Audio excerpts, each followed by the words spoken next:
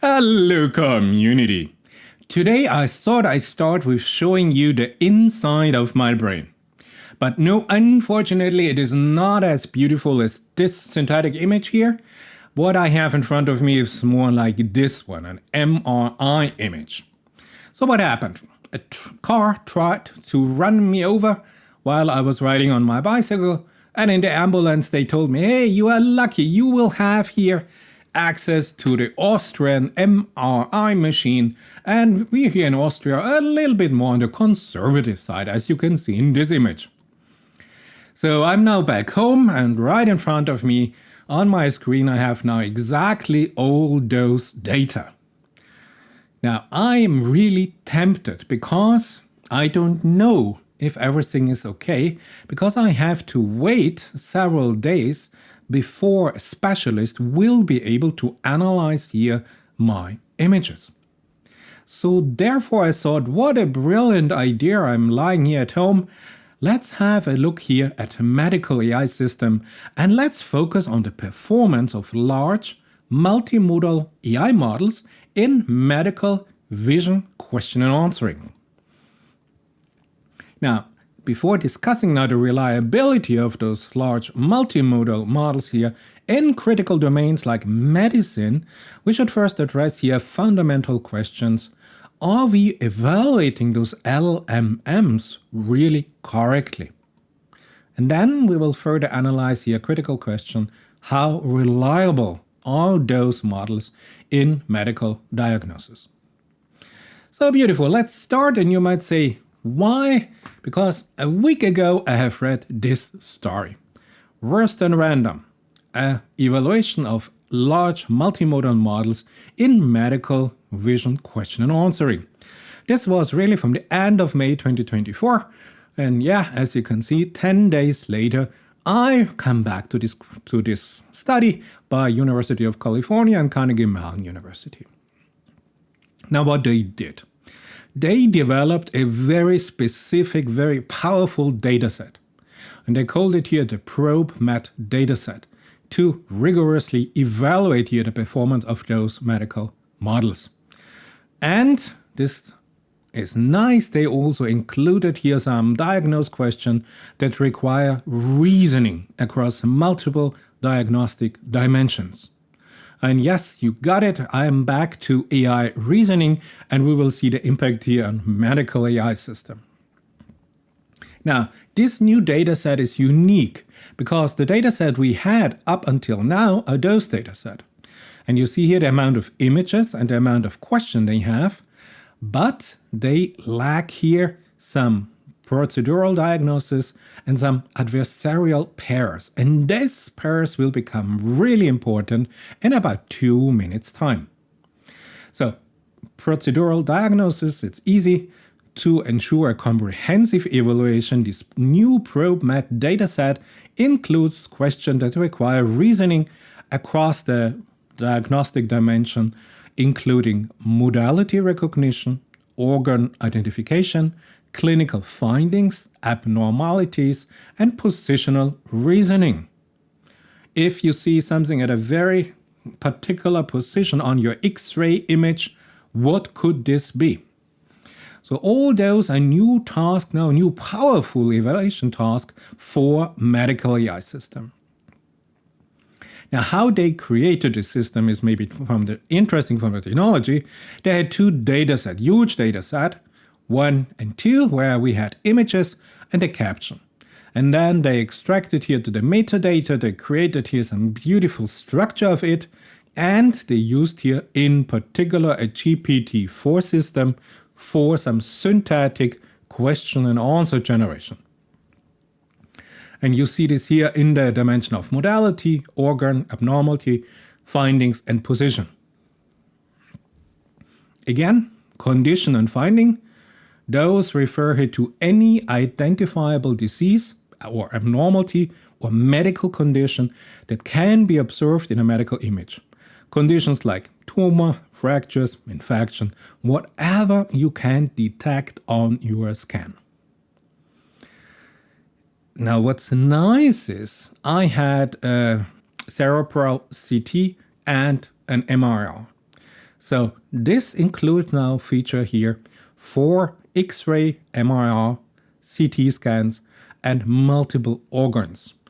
And in total, they're curated here in their new dataset 6,303 images. And to those images, since we are multimodal, they generated here with GPT-4 about 57,132 high-quality question and answers pair, covering here all the dimensions we already had a look at. Okay, so now is the data set, and now you might ask which multimodal models they used. Now they used 3 classes of AI. They used here the large foundation models like GPT-4 Vision or Gemini Pro. Then they used fine-tuned general domain large multimodal models for the biomedical field, so fine-tuned for medicine only. And then the third class were narrow domain-specific LMMs, where they are really only focused for an expert system, like for example here, or X-ray images of the chest. So really small, highly specialized multimodal models to address specific clinical needs, maybe for each organ or maybe for each part of your body. So those are the 3 classes, and they examine those 3 classes and the performance of those 3 classes. Because in medical AI, and believe me, if you are in this MR tube and you are fixated here, your head, and you have 20 minutes inside of this tube, the stakes are really high. And those AI models used currently in the diagnosis, they must be reliable and they have to be accurate. And now the idea was in this dataset that they use here adversarial pairs. And this helps here to ensure that the models are not just accurate but robust and reliable in various scenarios. So what they do, they challenge here the robustness and the reliabilities of those LLMs by introducing a second question, which may be a foreign or hallucinated attribute alongside the original question. So what they do, they officially disturb the model reasoning path by increasing here the cognitive load on the AI model. And this reveals here some significant weaknesses in understanding and in answering here the question by our medical AI system. So these adversarial pairs are a new powerful tool to examine this here. Let me give you an example what I mean with this. Here on the left hand side you have here a chest X-ray showing here some particular condition. And then classical, you say, hey, this particular condition, do you see it in this chest X-ray? And some GPT system comes back and says, yes, I can identify in this image exactly this condition. And the ground truth is, yes, this is correct. Check. However, if you take this and you add a second question, and the second question is now not focusing on the upper and the middle lung fields, but let's say on the lower lung fields, and maybe you don't see the lower lung fields really good here in this image, or maybe they are something whatever. So this is absolute on topic, in domain, in the distribution, but you see, it is a little bit different. And now this is the second question, and now the AI system comes and says, yes, but the ground truth is no. So you see, instead of asking one question, now we ask here a pair of questions, and the second question is here an adversarial one. So you see, even if you're absolutely on topic, if you just have one word that you alter, the system is not able to reason this. Sometimes this is also called a trick question, the second question, designed to test the model ability to accurately interpret the image content and to resist being misled by incorrect question or some strange question framing. But unfortunately, what they discovered, that those models are really, really sensitive to the second question. So let's look at the performance of our medical AI system here in detail, and here we have it, as published. You see here on the y-axis the accuracy, and on the x-axis you see here our model that, for example, was here just a classical model. Then here MED, this is a fine-tuned model on a specific domain, biomedical. And then we have our GPT-4 Vision and our Gemini Pro. And here in blue we have without this adversarial pair, so only a yes or no question. And the accuracy goes up to close to 60% for the best system here. But in pink or red or orange, however you see it, we have with the adversarial pair question. And now they did 4 tasks. Let's say the task is here position. Look at this.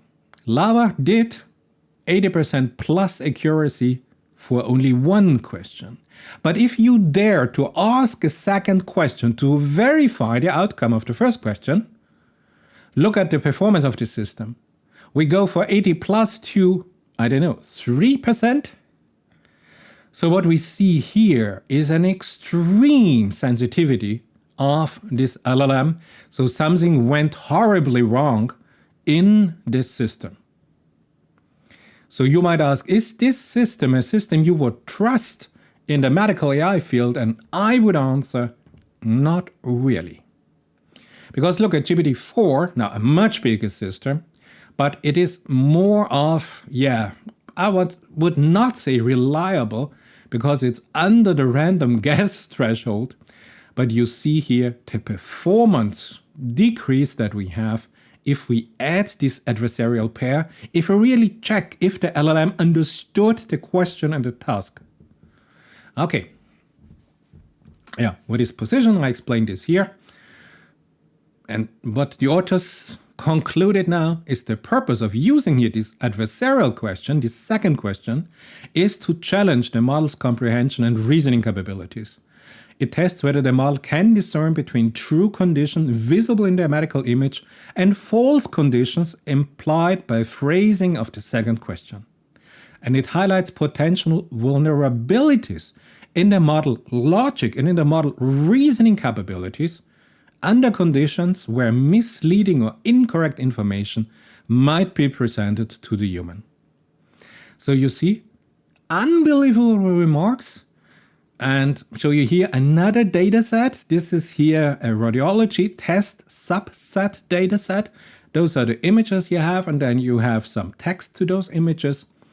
And if you take this specific data set and you evaluate the models, and you have here the accuracy without a second question, only 1 question, and then you have the accuracy with the second question, you see that our performance is here from 96% goes down to 25%.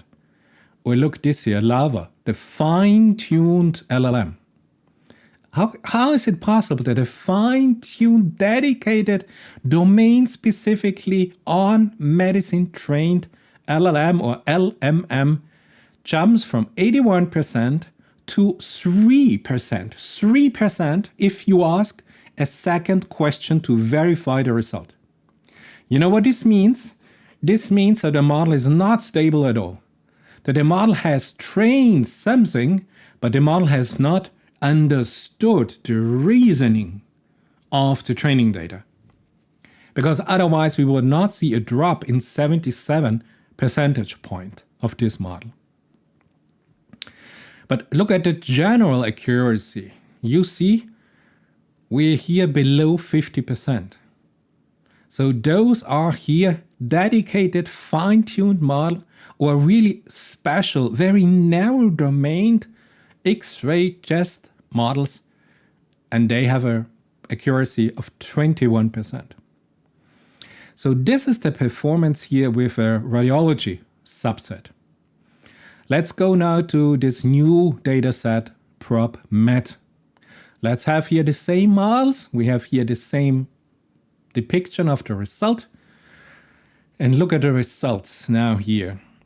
And even with our highly dedicated narrow domain chest X-ray agent large multimedia model, we drop from 39%, which is not famous for a medical AI system, to 22%. 22% is the performance of this system that was trained on chest X-ray, and it has the ability to analyze it with an accuracy of 22%. I mean, look at Gemini Pro. Gemini Pro is at more than double the value. So you see how we design agents, how we fine-tune agents, and how we train and tune those agents. We are far off from having really reliable models. Great. But you know me, I'm talking always about the reasoning capabilities.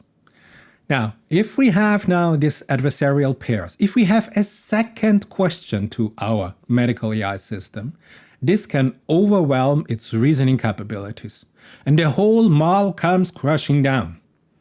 So why? Because those adversarial pairs introduce here that they break here the patterns that the model has learned. Because the model has learned one image and one statement.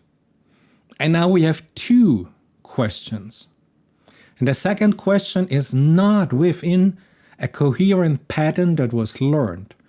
Therefore, this breaks here the learned pattern of our large multimodal model. So the model must rely on its deeper reasoning rather than on the surface pattern that it learned, and therefore this is a challenge. So it relies more on the heuristic or superficial features to provide the answer, and it has not fully understood underlying concepts. So this means, as the authors say, these models are not able to generalize well beyond its training data. This is a statement in June 2024 about medical AI system. Think about the importance of this. And yes, of course, you know that I have here some videos on some large language models that have been grokked in a very particular way, nothing to do with Musk, nothing to do with Grok Incorporated. And they have an almost perfect 90% plus reasoning capabilities. And I have these two videos if you want to dive into it. But let me give you also the chance to give you a personal reflection of one of my last videos on this topic. At first, I have a video if you want to fine-tune your LLM or your LMM in a better way to reduce the hallucination. In this video, I show you all the tricks for fine-tuning this to reduce hallucination. And then let me come back to the RAG system. And yes, I'm currently fascinated by RAG system. You remember in the video where I told you all about the RAG system, how RAG works? Remember the vector stores. And we extract from the vector store the 400 text chunks that are real close to our embedded query. We retrieve the 400 data that are closest to our query vector. And then we use multiple re-ranker to start to reduce this 400 information magnitude and come down to 2. So this answer is now found in a sea of answers returned by the vector store from 400 categories or different data.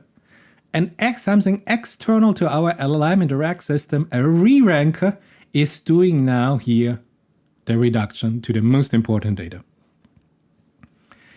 And I had to smile, only 2 critical important data sets with the strongest relevance, 2 paragraphs or 2, maybe even just 2 sentences from the RAG system are presented then to the large language model for the generation in our RAG system.